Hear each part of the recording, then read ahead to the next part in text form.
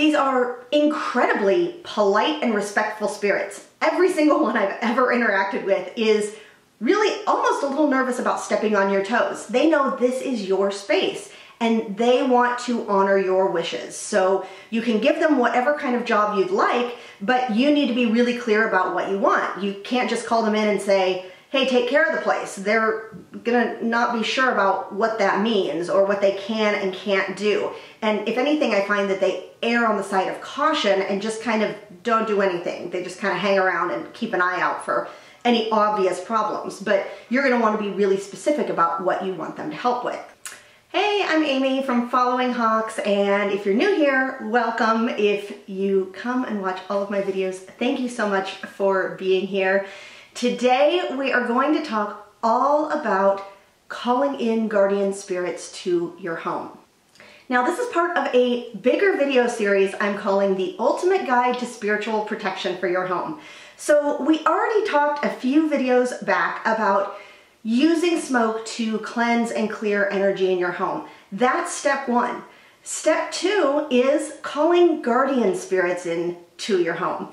And I consider these spirits kind of like an energetic home security system. They're going to help you do the day-to-day energy work in your house to keep things clear and calm so that you don't have to. Now that's not to say that you don't still want to do some regular energy work to keep your home clean and clear and keep the vibe high, but on a day-to-day basis it can be a lot of work, especially if you have a situation where there are energies really trying to gain access to your home or causing some kind of issue in your home. In that case, guardian spirits are a really, really great ally to help you out. So to begin, we have to talk about setting boundaries for your home and your property, whatever you consider that to be. Because spirits don't understand that, like, this is my property and my neighbor's property is over there. They kind of move around at will. So unless they run into what you might consider an energetic electric fence that bounces them off, they're going to just, move around your neighborhood. And so if you have a home in the neighborhood that has a real energy issue, it's going to leak out into all of the other homes in the area. So you want to set up that electric fence. You want to create that boundary that says, this is my space, this is what energies are allowed here, and these are the ones that are not. Now, a good example of this was a property reading that I did a number of years ago for another healer who was having a hard time pinpointing this like wave of angry energy that would come floating through her house at about the same time every day. It was really intense. It obviously bothered everyone in the house. She could actually see it moving through the house, and she couldn't figure out where it was coming from. There was nothing in her house that seemed to be causing this. So when I tuned in and I spoke with the spirits of the land and asked them where this was coming from, they showed me a house down the street where there was a man that would come home from work every day very angry, and he would slam doors and he would yell at his family, and sometimes he'd even go out in the backyard and scream to just move the energy. But it was moving out of him and it was moving out into the land in every direction. So that's the kind of thing I mean when I say there could be things happening elsewhere in the neighborhood that you have no control of or even realize are happening that's affecting the energy in your home. So how do you set these boundaries? First of all, you need to determine what the boundaries of your space is. If it's an apartment, it is your physical apartment, and maybe you have a balcony or an outdoor space. If you're in some other attached kind of home, then obviously you want to have a boundary between your home and the home on the other side of the wall. And then obviously if you have more traditional, house in a neighborhood or on a piece of land, then your boundary isn't just going to be your house, but is going to be, the boundaries of the property itself. That's what you want to create as your kind of energetic space. And the way you want to do that is to really just, again, energetically claim that space. While you're living there, this is your space, and this is how you want the energy to feel. So you can just walk the boundaries of your space, whatever that is, and you can either in your head or out loud, you can say, this is my boundary, this is my space. You could walk along it playing a singing bowl. You could just take two rocks and clap them together. If you live in a neighborhood where you're a little worried about what your neighbors might think you're doing in the backyard, just walk around and clap some rocks together. It's, again, this is that sound, that frequency, that is a communication to the rest of the living world. But that's all you have to do. Just something, just one time to really outline and say, when I'm talking about my space, this is the space that I'm talking about. Now, once you've set these boundaries, you're going to call in guardian spirits to assist you. And I've linked a video below. I'll also link it at the end of this video so you can go straight to the meditation for me to walk you through it. Of course, you don't need the guided meditation. If you understand the concept, feel free to do it however you feel most comfortable, but I do have a guided meditation to help you do that. And there's a few things you need to know about these spirits. These are incredibly polite and respectful spirits. Every single one I've ever interacted with is really almost a little nervous about stepping on your toes. They know this is your space and they want to honor your wishes. So you can give them whatever kind of job you'd like, but you need to be really clear about what you want. You can't just call them in and say, hey, take care of the place. They're gonna not be sure about what that means or what they can and can't do. And if anything, I find that they err on the side of caution and just kind of don't do anything. They just kind of hang around and keep an eye out for any obvious problems. But you're gonna want to be really specific about what you want them to help with. But once you call them in, they will be there for as long as you live in the house or unless you ask them to leave at some point in the future. And like I said, they'll take the burden off of you doing the clearing and the cleansing day in and day out. What you'll find is that usually they will position themselves right by your driveway or by your front door. You might perceive them as kind of sitting on your roof or hovering over your house, kind of watching everything, but they'll usually kind of, find a post where they can keep an eye out for things. And one thing to note, if you are clairvoyant or if others in your home or people visiting your home are particularly clairvoyant, they may see these beings. So just be aware that if you call them in and your kids look out the window later today and say, what are those beings out in the front yard? That's what they're seeing. And that's really the effect that you want them to have. Usually they're kind of looming figures or almost maybe a little intimidating because they're here to be protection. They're like the bouncers for your house. But really they come in all kinds of shapes, sizes, forms, and usually it's a form you're familiar with. It's something you've seen before. It might be something that you've even read about in a book or seen on a movie, but don't be surprised if it's like a gargoyle or a grim reaper or something, that looks like that, because they're gonna come in and they're gonna mean business. But you shouldn't feel frightened by them. If they give off any kind of feeling that you don't like, don't be afraid to just send them away and ask for different guardian spirits. Or you can just ask them to shapeshift. I think the reality is what we're doing here is kind of calling in a particular type of energy. So how we perceive them is just how we're perceiving them. So if you want them to look a different way, ask them if they can shapeshift and look a different way. They will absolutely follow your instructions. Now, a funny story about this was a couple of years ago, a woman who's in my free Facebook community reached out to me and asked about a portal that she had in her bedroom.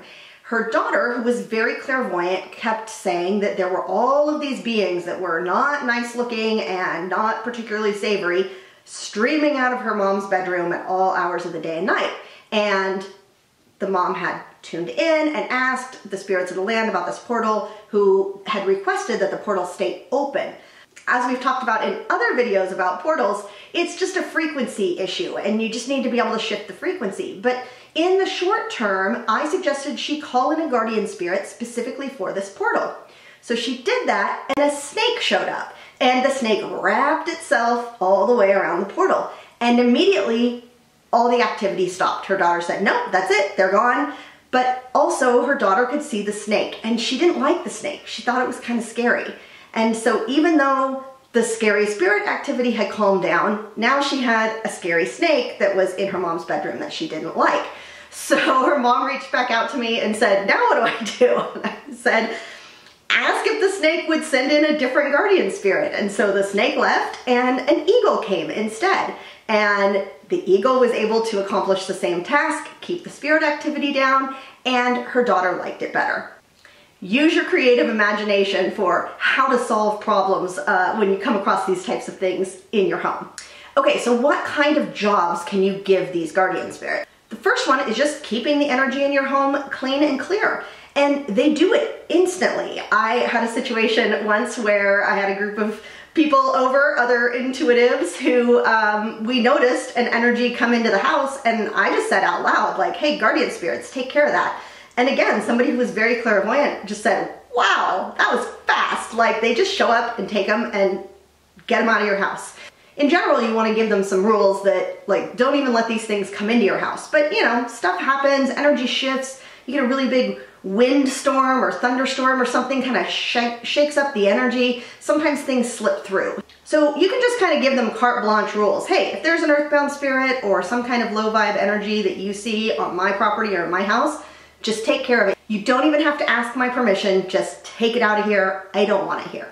Another thing the guardian spirits can do is help with protection from extreme weather, wildfires, intruders, all of those types of things. And you might say, like, how can they do that? But it's very much on an energetic basis. And, you know, it's not fail-safe. Obviously, if a raging wildfire came sweeping through your entire neighborhood, there may only be so much they can do. But in the years that I have been teaching people to do this, there have been multiple occasions where people have come back and reported to me that there was some kind of a natural disaster in their neighborhood and their house was the only one that didn't have the problem, or that didn't flood, or that didn't burn, or whatever. So how do they do that? I don't know, but they're really, really good at protecting your house. When it comes to intruders, it's just like they make it really energetically unwelcoming. Like, it's the kind of place that people who don't belong don't feel like they should be. It feels creepy to them, and so they're just gonna move on along to another place.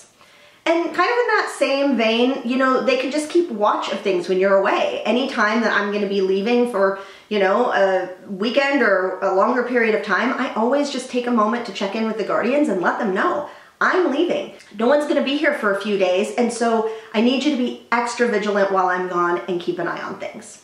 As we already discussed, if you have some kind of portal activity in your house, you can ask for a guardian to specifically keep watch over the portal. They can be in charge of deciding who comes and goes through that portal door. They can decide if a being matches the energy of what you want in the house and not let those beings through.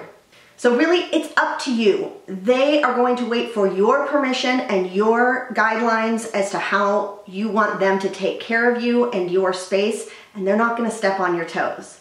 So one other little note about guardian spirits is that because they are so respectful of your space and your free will, they need to be called in by a person living in the house. So if you're watching this and saying, yeah, my mom's house could really use this, maybe I'll just call these spirits in to her house without her knowing.